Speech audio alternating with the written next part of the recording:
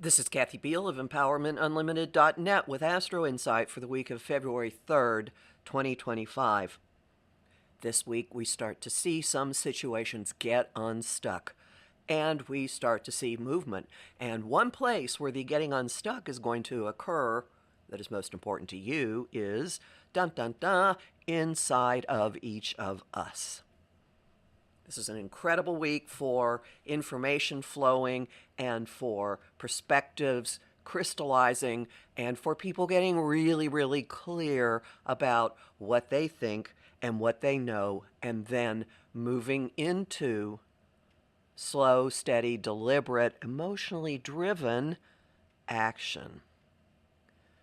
The week begins with the information flow going off the charts. Yes, could it possibly be more? Well, wait and see. On the 3rd, Mercury is trining Jupiter. Jupiter in the sign that Mercury rules, so this is like exponentially all over the place. Fire hose torrent of information, of thoughts, of chatter, of social media, of news, of things flowing. And the interesting thing about this is Jupiter is stationing direct as this happens. So that kind of deepens the impact, deepens the importance of what is flying. And you can think of it as winding so that when Jupiter does move forward, it slingshots things. Jupiter stations direct, technically, officially, the next day on the 4th, and this is ending a retrograde status he's been in since October 9th. So things that have been amplifying, mushrooming, developing, now start to come out with an incredible force. And as this happens, our general vibe wakes up, comes back to life, catches fire. Venus, the social director of the sky, on February 4th, moves into Aries, which puts her in huntress mode. In Aries, Venus doesn't lie around waiting for someone to do her bidding. She sees what she wants and she goes after it. Very empowering, very lively, very feisty. This is going to take us into next month, when Venus then will retrograde and gradually head back into Pisces. But we'll be feeling this fieriness, this on the prowl, this I'm just going to go do it vibe immediately on the 4th. Oh, and before I get any further, circling back slightly to Jupiter stationing direct at that moment that Venus enters Aries. So the information will then fuel our life force and our moxie and our feistiness.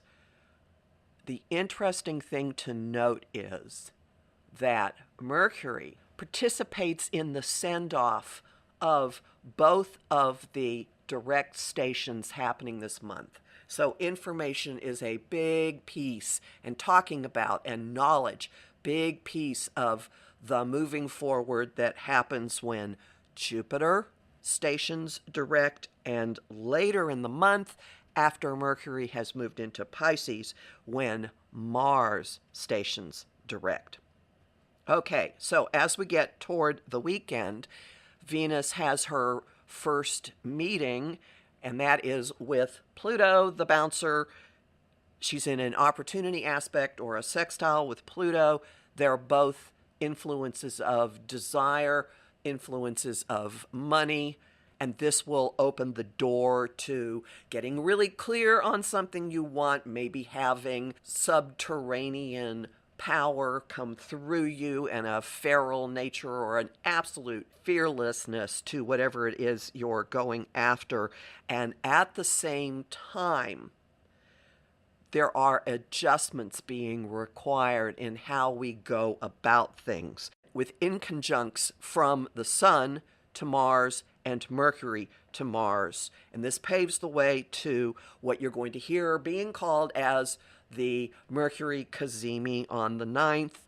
On the 9th, at the end of the weekend, the Sun and Mercury meet in Aquarius. They fuse. We get very, very clear about our own thoughts. We get massive clarity, and something locks in with all of the information that has been flying around with the new perspectives, probably something to do with use of technology in this somehow.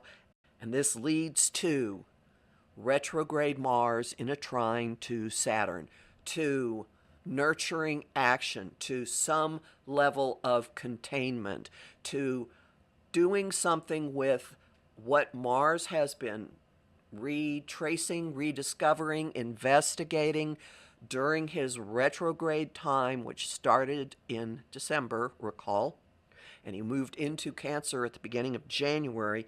So now Mars, who's sitting basically where he's gonna be until he stations direct, is in this open current with Saturn. You have the possibility to bring some containment, some solidity, some stability into your situation.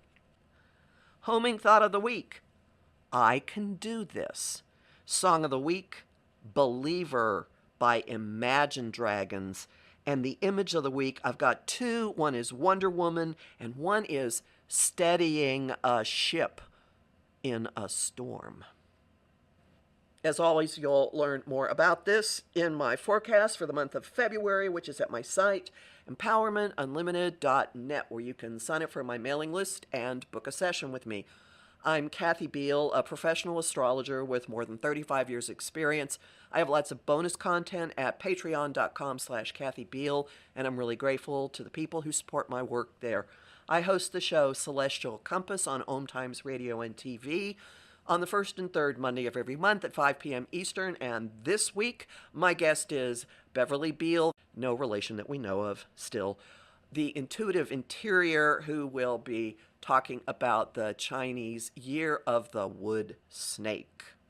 I host conversation on Facebook, on the page Empowerment Unlimited, and in the group, the Astro-Insight Lounge. I post on Blue Sky, Instagram, and Threads at KA Biehl, and on YouTube at the Professional Aquarian channel. Talk to you next week.